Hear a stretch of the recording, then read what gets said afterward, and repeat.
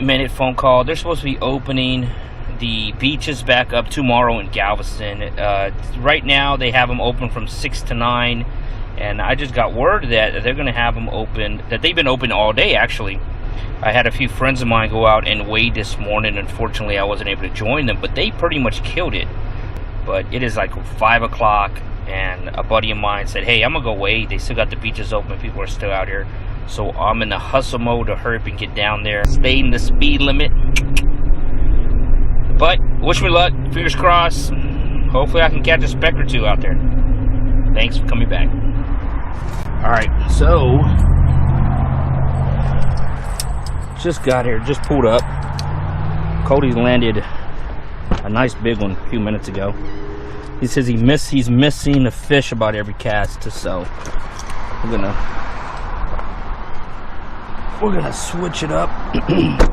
Threw a spoon on it. He's smacking him with a spoon, so I'm gonna change it real fast. Doesn't look like we're wade fishing. We're gonna fish off these rock groins, so I'm gonna